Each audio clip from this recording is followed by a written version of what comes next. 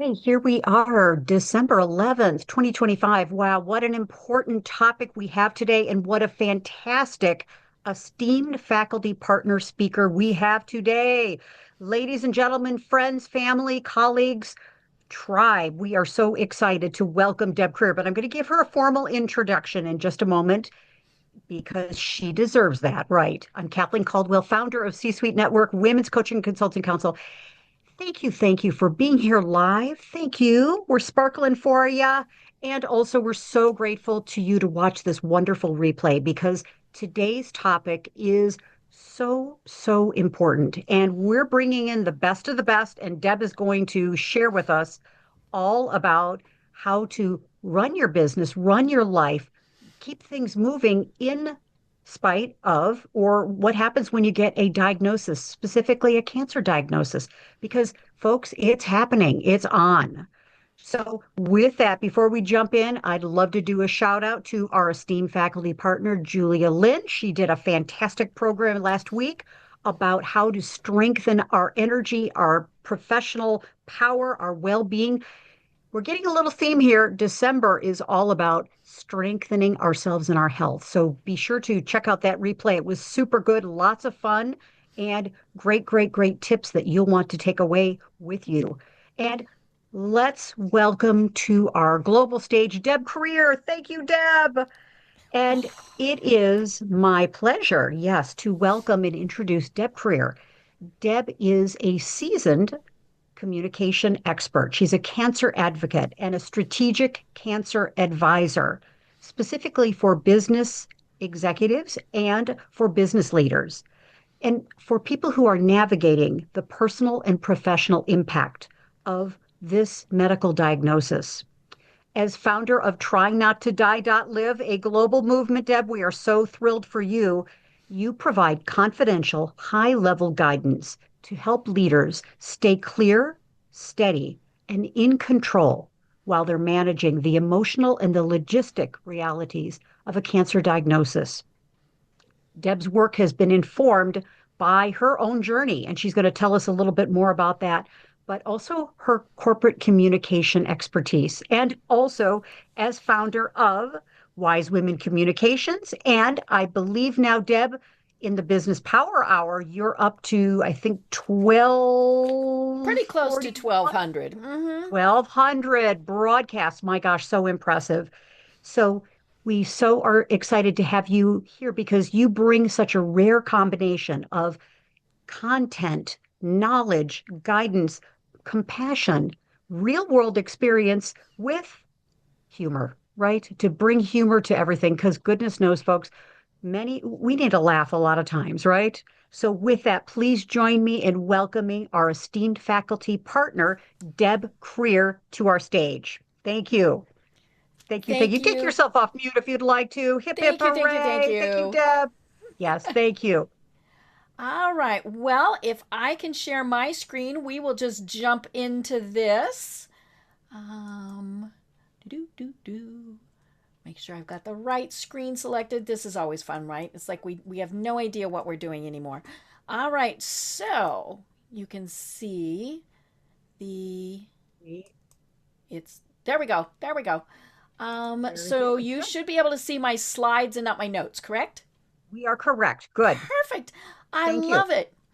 Well, first of all, thank you, Kathleen, and thank you to the C Suite Network and the Women's Coaching and Consulting Council for giving me this opportunity to present this very important topic. It's not something we want to talk about because it can be kind of gloomy, it can be kind of doomy. We want to make it as fun as we possibly can. And anybody who knows me knows that we're probably going to do that. So, what happens when you are running your own business? You're an executive, you're the business owner, and you are told you've got cancer. Now, I heard those words 10 years ago, a little over 10 years ago, and it really was just a shock because I had absolutely no idea that there was going to be an issue. So, I was running my own business. I still am. I am actually still in active treatment. I still go in every 21 days. I'm up to diagnosis number 3. And we just kind of go pshaw to all of that, right? And so that's the thing is, but how do you go through this? Because it is scary. It is a challenge, and we want to make sure that we survive it. So let's see. There we go. I want to make sure. There we go. So when you are told you have cancer, no matter what, it's just a gut punch. Even if you're kind of thinking, hey, there might be something going wrong. But as an executive, it is so very different. Frequently what we want to do is we don't even want to tell anybody. And part of that is because they're going to think of us differently. Ooh, she's the person with cancer. She's not going to be able to do her job. Can she still run her company? And some of those comments mean well, and some of them are actually kind of negative, right? And so the thing is, we are still that business owner, that executive, that mom, that volunteer, that whatever all of those things are. Now we just have a new thing that because we, especially as women, it's how many things can we get added to our name tags, right? And so now we have cancer. So, what we're doing is we're just having to change how we're dealing with things. The pressure to stay strong really is very real. I cannot tell you how many people told me, very well-meaning people, stay strong. You can get through this. And of course, that is good, but there are also times where you need a little support. You need a hug. You need a shoulder. And I think especially as busy executives, we think that we can't do that because, again, people are going to think that we are weak. We still have all the same skills. They might be a little wonky now. My memory is really one of those fun things that comes and goes. But what the heck? Some of that could just be because I'm getting a little bit more mature, as we say. But we still have all of those capabilities that we had the day before we were told we had cancer. Now we just have to shift how we're dealing with it, because it is going to take probably quite a bit of time to deal with this. Our focus changes drastically. Are we all of a sudden thinking, I'm going to die? Is this what I want to be doing for my last, my last months, weeks, years, whatever? I always tell people I don't want my headstone to say, I wish I would have. Right? And so that's kind of one of those things is our focus changes. And in many cases, we really do think, okay, our business is now going to have to take second place. Or maybe even further down because your family is in there, some other things. And it's just a challenge. And the funny thing is we really do, in many cases, think we can negotiate out of this. I mentioned I was told 10 years ago that I had cancer. I quite literally looked at the doctor and said, I'm sorry, I don't have time for this. And she looked at me and said, honey, you need to make time. But it was like, no, this is, check my schedule. It's not on there. It's not there. And so we do try to negotiate, and we negotiate a lot of things as we're dealing with this. And some of it can be, we negotiate with the greater power. Get me through this, God, and I will be a better person. You negotiate with whoever, but, you might negotiate with your spouse. You might negotiate with yourself. But, even though we're doing that, one of the things we do need to remember is we are in charge.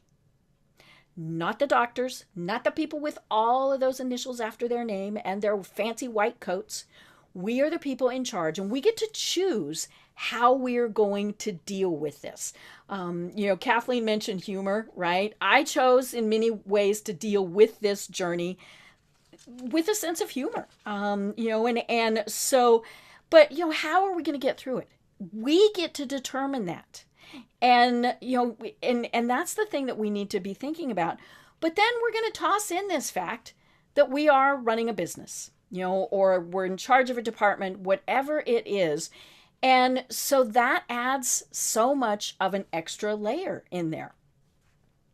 So the next thing is, what are three things that we need to do almost immediately?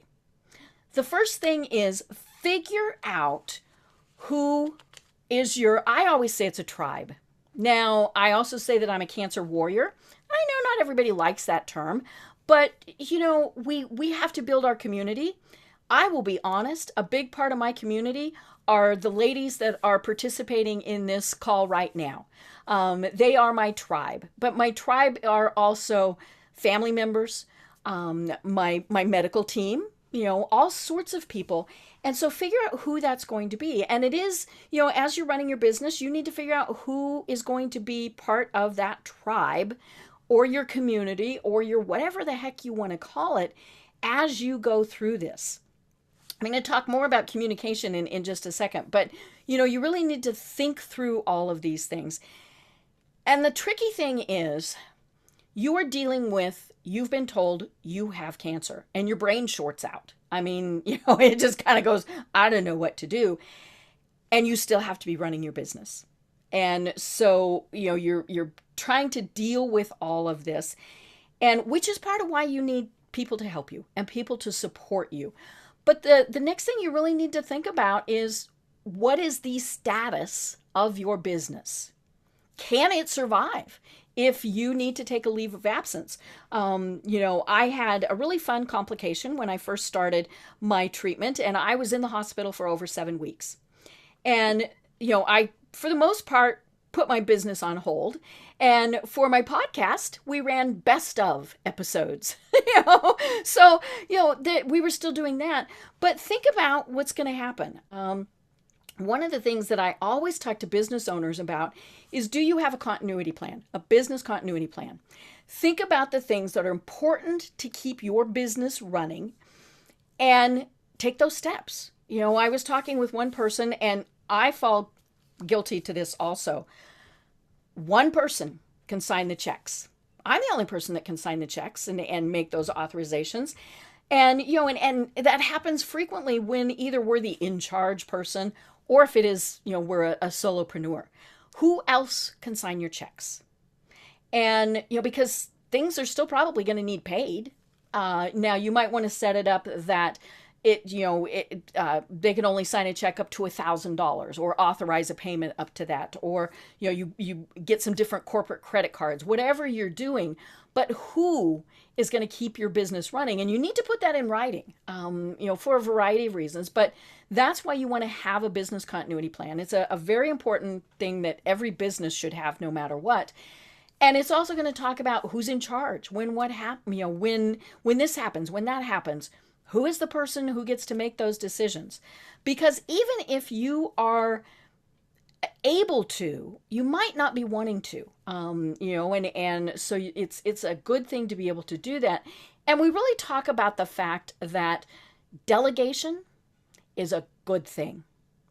And, you have people that you work with who are extremely intelligent. They're extremely skilled. You wouldn't be working with them, right? So empower them by showing them that you trust them to get you through all of this. But again, write it all down, because it gets a little flaky and, people get nervous. So, make sure you've got that all written down. And then really think about what you personally can do. How are you going to get through some of these things? It's, what is your energy level going to be like? And I'll be honest, your energy level is going to very drastically change. And it can fluctuate from day to day, from hour to hour. So, be thinking about what you're going to do.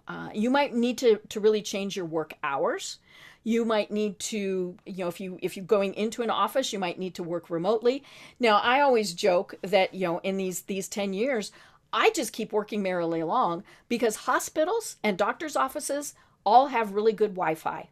And so as I'm sitting there, I'm working. I'm sitting there working, I'm checking email, I'm doing whatever. And I just keep going. Now, you might not want to do that. You might say, I need a break. And that's okay too. Because when I'm doing that, it keeps me from thinking I'm sick. Oh dear, right? But for somebody else, they might need to be truly focusing on healing and thinking, here's what we're doing. So, again, this is whatever works best for you.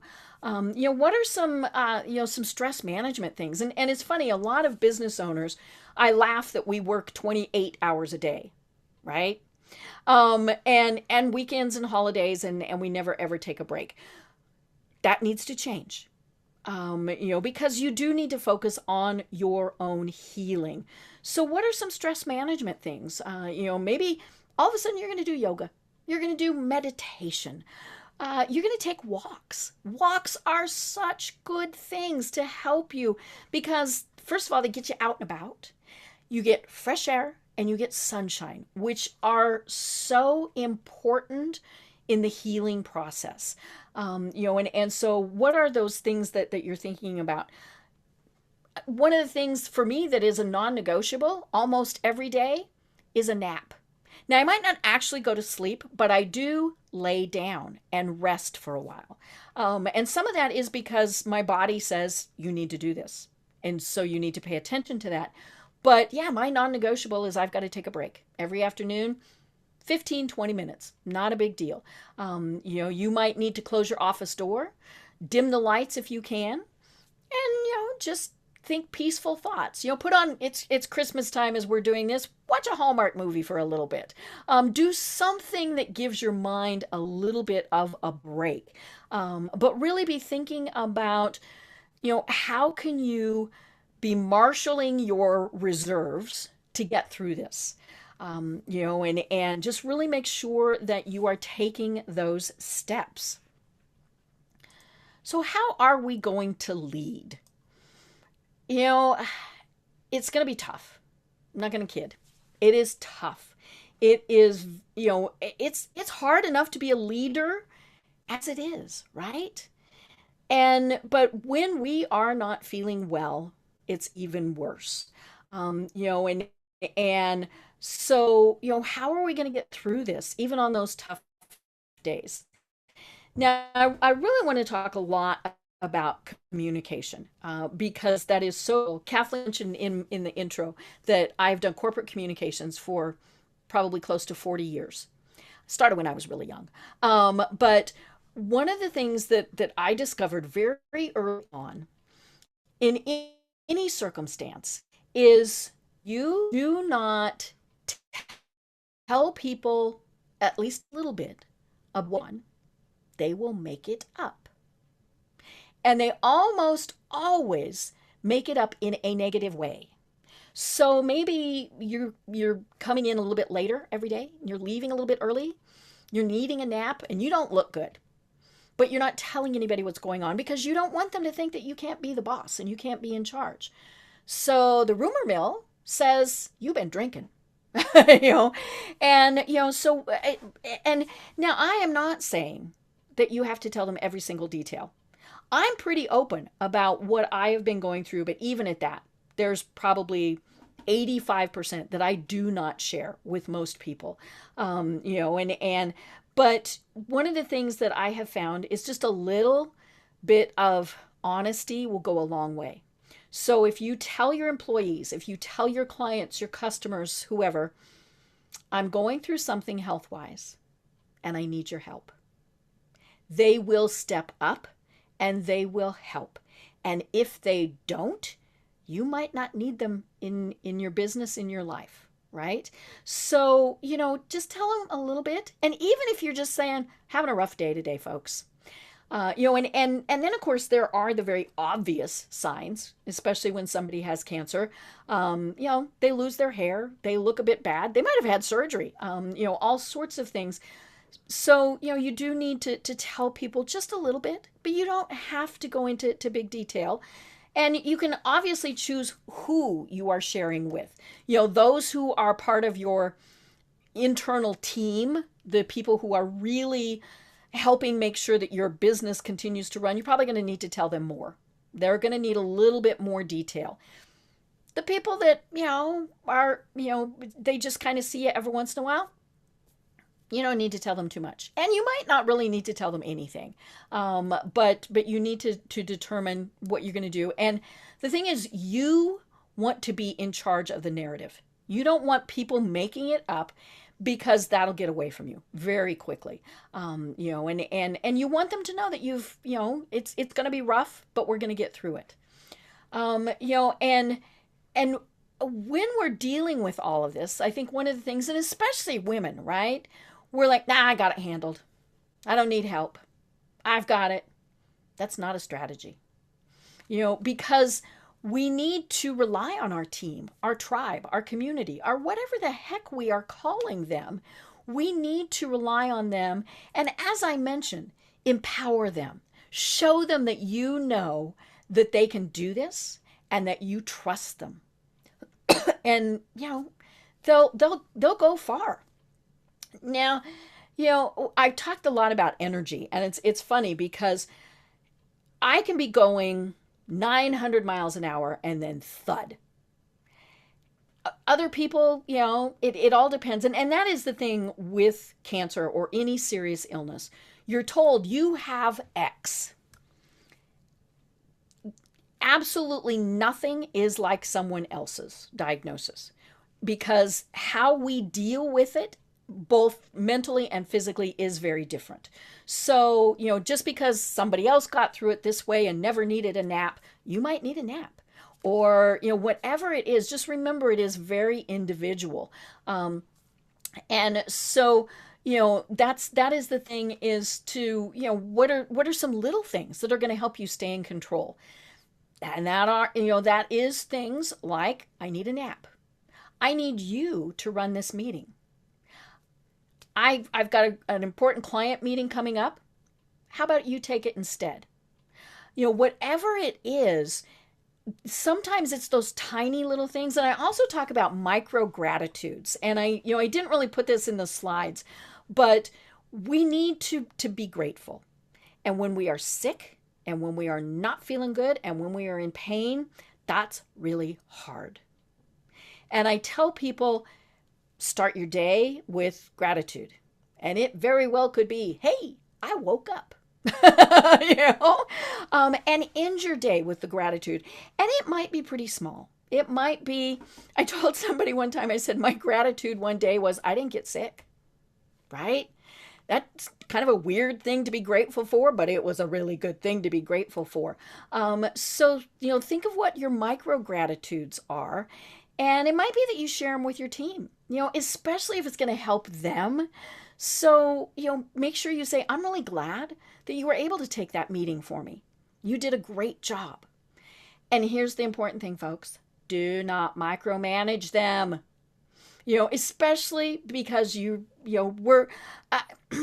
a very type A person, and I'm sure an awful lot of other entrepreneurs and business owners are also. And so we know that nobody else can do it like we would do it, and nobody else will do it as good as we can do it. I got news for you, folks. Not only can they do it differently, they can probably do it better. And so let them do that. Empower them. Let them say, hey, I can do this, and just, do that. And then we mentioned humor, right? Have a laugh when you can. When my grandmother had cancer, she wore a wig. We named the wig Sally. I don't know why. We just named the wig Sally. And she would doze off. And as she, laid in her chair, whatever, Sally would get a little tilted, right? And so we'd go up and we'd go, and straighten Sally out. You might have to do that before you go into an important business meeting or get on a Zoom call. Somebody might need to tell you, hey, your wig's a little crooked. Or whatever it is. It's okay to laugh and be humorous. Sometimes it's going to be a little gallows humor, but that's okay too. It helps us. One of the things that I talk a lot about, because people are always telling me I'm so positive. Well, first of all, I don't let them see, for the most part, when I'm not. But I still remember, I grew up when MASH, the television program, was very popular, right? And if I'm remembering right, they were doing a documentary of the MASH unit. And so this was, something that was going on during the program. And one of them said, the reporter said to the Hawkeye character, "You guys laugh so much." And he looked at them and he said, "If we didn't laugh, we would cry." And it is okay to cry, even in front of your employees. That's okay. We're human. But can we laugh? Can we make light of the situation and have a good time with it? So, it's going to help you stay sane. And here's the other thing. Studies have shown by even places like, the Mayo Clinic and but places that really know what they're talking about, that laughter helps us heal. It helps our blood pressure to go down, which is kind of counterintuitive, right? But and then there are chemicals that it releases, and those chemicals help you to heal. So you want to laugh. And here's the really funny thing: if you fake a laugh, ha ha ha ha ha, your brain doesn't know you're faking it, and it will treat it just like a real laugh. So, you might need to start that really important, critical meeting with everybody doing a good fake belly laugh, and relax everybody before you start that meeting. So here's the thing. We've been talking about this. You can run a business with cancer. And it is entirely your decision. You might decide that you're going to not, and sometimes the choice is not yours. You might physically and or mentally not be able to. You might also decide, I'm going to do something different now. But you can do this. You just shouldn't try and do it alone. So make sure that you've got your team around you. Make sure that you have, as we say, all of your ducks in a row. And it's really funny. Back here behind me over my shoulder, there's a little tiny duck, because I only have one duck, but it's in a row. So make sure that we have our ducks in a row as far as our business goes. And here's the really important thing: because if you have done all of this business continuity plan, delegating, empowering your employees, all of those things, you might be able to go on a vacation and not be stressed over your business. So everything that I've been talking about is applicable whether you are dealing with cancer, whether you are not dealing with cancer, all of those things. Just make sure that your business is taken care of and go on vacation, sit on that beach. So with that, if you want to go to my website, which is yourcancercoach.live, you can scan the QR code. And that is also the URL, so you can just type in yourcancercoach.live. .live. You'd think I'd know my own thing. Yourcancercoach.live. And just kind of see what we offer. But it's all about how can we support each other. And that really is the most important part of this. So with that, I'm going to stop the sharing and see what questions and things we might have. Also, let's do also big takeaways too, questions and takeaways. How's that? Perfect. Yeah, yes. And I'm curious, how many of you know someone who has had a cancer diagnosis, who has had cancer? Mm-hmm. The Yeah, stats are I think about we one pretty in much all, two. Mm-hmm. yeah, Mm-hmm. yeah.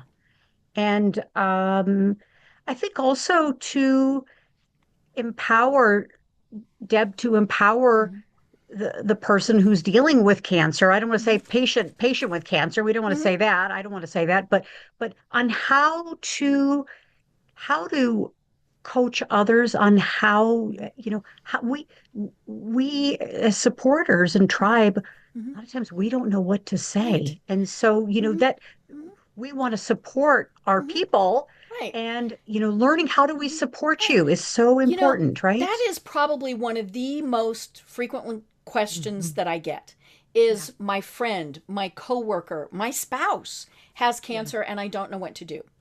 And we all want to help, or we don't. I mean, that's been kind of the funny thing. I've lost friends during this process.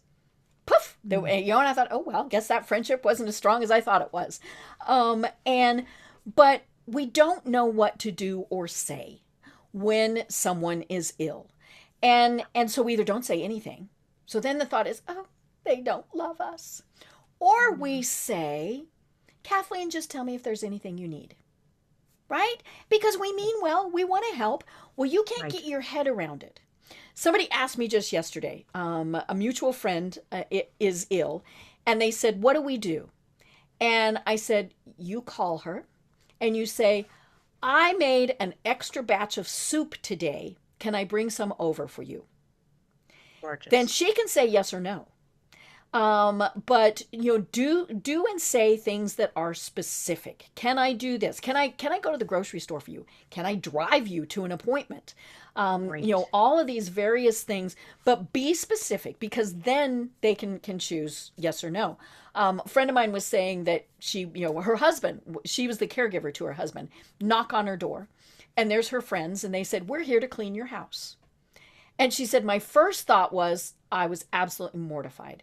She said, and then she realized her house needed cleaned. And just the fact that her friends had thought of that was incredible. If from afar, you can hire a housekeeping service. You can send meals. There are gift cards that you can send for meals. There's all sorts of things, but try and be specific. You might also say things like, can I take your kids to the movie? Mm. All sorts of things like that. But don't act like it didn't happen and isn't happening, because that is kind of a weird thing. So maybe all you say is, Kathleen, I'm really sorry you're going through this. Then you get to choose where you take it from there. And I had so many people when I was very first so ill, they said, we didn't know what to do and we didn't know what to say. And I said, well, you know what? Hallmark has cards. And I still have all of those cards that were sent, a big box of cards Right. that people sent, because I knew they were thinking about me. Nice. Susan, you have your hand up. My mom went through cancer in several Mm. different versions. Mm-hmm. But the thing that for her was always the toughest, she said, is people look at me like they're looking at cancer, they're not looking at Mm-hmm. me. She Mm-hmm. says, I still wanted to be seen Mm-hmm. for the woman Right. I Mm-hmm. was, or, the friend that I was. Mm-hmm. And she says, I hated that, oh, poor Mm-hmm. me kind of Mm-hmm. look that they gave Mm-hmm. me. Right. And so it frequently doesn't have to be about cancer, Mm-hmm. but it's about the person Mm-hmm. that they want to be seen Mm-hmm. for who they are. Yes. Mm-hmm. And so if they are a joyful person that's a Mm-hmm. lot of fun to be Mm-hmm. with, people want them to still Mm-hmm. know that that's part of who Right. they are. Right. And I think, you showed that so well to the world, Mm-hmm. Deb. You do a beautiful job of making that. And I agree, there are people who cannot deal with it. Mm-hmm. They emotionally find it very hard Mm-hmm. to be around others because they take it on Mm-hmm. in a very Mm-hmm. personal way. Right. So the loss of those Mm-hmm. people is not necessarily a bad thing for you, No. because if Mm-mm. they're going to Mm-hmm. carry that Mm-hmm. burden in a way that makes it a bigger burden Mm-hmm. for you to take care Mm-hmm. of them, Right. uh, Mm-hmm. you don't Yeah. you don't need them in your Yeah. life. Oh, yeah. Yeah. Yeah. And I had people who stepped up who I didn't even know knew I existed. And that was so cool. People sent gifts. That was one of the things. And I treasured every single one of them. But one that was very, very special is a teddy bear, a handmade teddy bear from a woman, like I said, who I didn't even know knew I existed. And the card with it said, my church choir prayed over this bear. As Ooh. a person who spent a good portion of her life in a church choir, that meant far more to me than anything. And people sent me little things like little charms, right? And so they're in my pocket, they're attached to my purse still. All of those things. But yeah, just those little things really can make a difference. But we also need to give the folks who can't deal with it the grace to understand they just can't deal with it. I'm okay with that. Yeah. Yes. So curious as we complete our time together, what's your biggest takeaway from this very special and I think also, Deb, a sacred time with you? Mm, This is thank an you. important message that, and I'm just putting in my own Hmm. words, one of my takeaways is that people may have cancer, but cancer doesn't have to have them, so to Right. speak. Hmm. That there's Hmm. choices and Hmm. empowerment. And thank you for bringing that message. And Hmm. I'm going to go off camera because I have a little surprise here. But Oh, I'm going to pass oh, the baton to okay. one of our colleagues here. Hmm. What's your biggest takeaway from our time together? I want to say what Angela put in the chat. She did this earlier. That cancer is a wild card that we can't charm our way out of. Right? Isn't that something that we try to do? We try and not negotiate, but we try to. Well, no, right? I love that. I'm gonna have to remember that, Angela. I think that's a great way to say this. Yeah, I can't joke with the, either, anybody else's or, Hmm. if I should ever get it. Hmm. I can't make jokes and make it laugh and go away. Hmm. Right. That doesn't work. Hmm. But one thing that I like that you said, and it seems very semantic, but it isn't. You use the word dealing with. I'm dealing with this. Hmm. And I think that's very proactive. You know, Hmm. people like to, the new word is experiencing. Ah. And I'm like, Hmm. what the hell? What the Hmm. heck? Sorry, Hmm. we're still recording. What the heck does that mean? I'm not Hmm. just, it's not Hmm. just something, Hmm. it's a Hmm. card that just Hmm. happens to be in your Right. deck right now. Hmm. It's not, Hmm. we're not being passive Hmm. here. So, Hmm. Point. I Yeah. love that. Thank you. yep. I think my biggest takeaway is that going it alone, trying to pretend it's not happening, trying to pass as normal, Hmm. is not a great idea. Hmm. Hmm. For a lot of reasons, right, Carol? Hmm. Yes, yes. Agree with you on that. Yeah. Susan, how about you? Biggest takeaway? I think it's the energy that Deb continues to be able to shine out to the world while showing people that she still takes time to take care of herself. She does take those naps. She does take days and say, today's not a great day. I can't do this. It doesn't stop her. And that willingness to continue despite what she's dealing with is what is just astounding. Thank you. And we need to give ourselves the grace to say today's not a good day. And there's nothing wrong with that. Yeah. Yes. And all the while, your warrior, little Our bear, has bear. been here the whole Uh, time. there he And is. Here's mine. you've Yay. got your little care boxes for people who are wanting to send to Hmm. others a beautiful care package. And so people can find that on Hmm. your website, Yes, Deb, thank you. correct? Hmm. Right. Yeah, really beautiful. Yeah. Yeah. The Sweet, idea with sweet, the little sweet, dear. stuffed animal is it gives somebody, like we were saying, a little gift. And it's just very soft and cuddly. And small enough they can take it with them. And so they know that they're not alone. That's the important thing. Beautiful.